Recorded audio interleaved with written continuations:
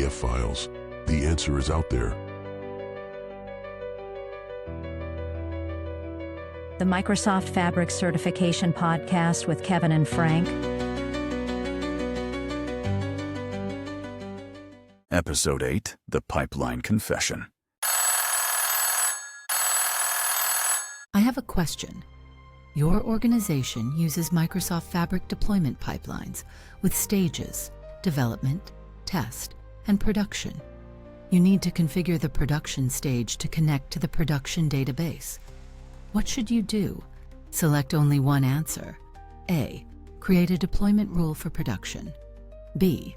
Use a PySpark notebook. C. Use a script to update the database connection after each deployment. D. Use deployment pipelines to manage database connections.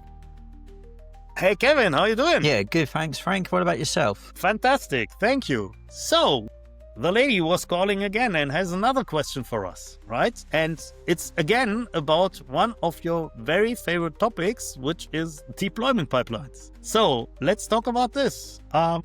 As she said already, you want to deploy into different environments. First of all, maybe something which probably is not known to every one of our listeners is, so why do I have to have several environments? Because I have my production environment and I can do everything there, right? So why do I have to have more environments than my production environment? Be honest with you, you need these different stages, stroke environments to be able to do things like your development work, your testing, etc. This, to be honest, things like this that are being introduced more in Microsoft Fabric means that people are more aligning with the development practices used elsewhere over the years, where people have been working more in a DevOps related way. So that's why you need these different stages. You need a development stage so people can safely do development work that's isolated from the production workloads, for example.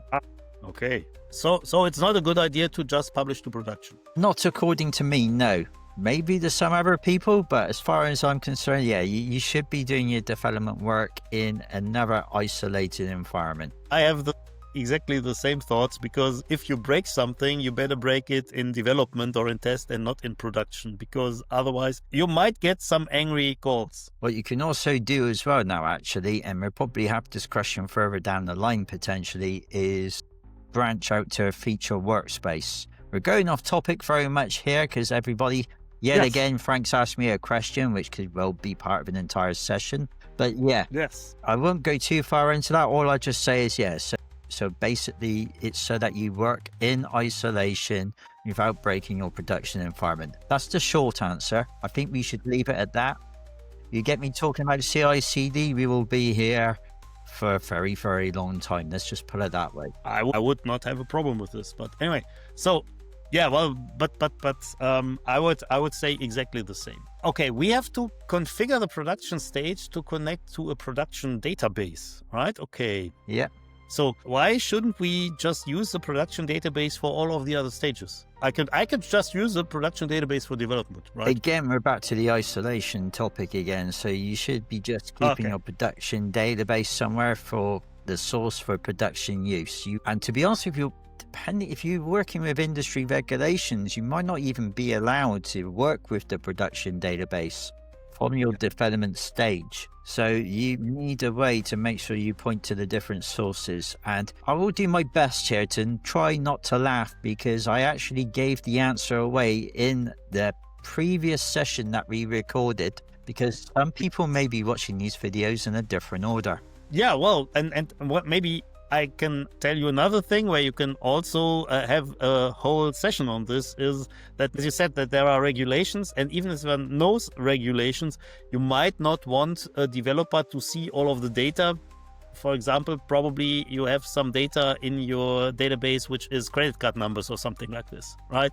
So maybe you don't want the people to see this. There's another topic by itself, and maybe we will have further down the line, we might have some questions on this as well. So we won't go there now, right? But we will go to our question here. So we want to, kind of parameterize the production database. So let's see what the answers could be, and let's discuss the answers. First of all, what we could do is we can create a deployment rule for production. Kevin, how do you feel about deployment rules? I think they're great.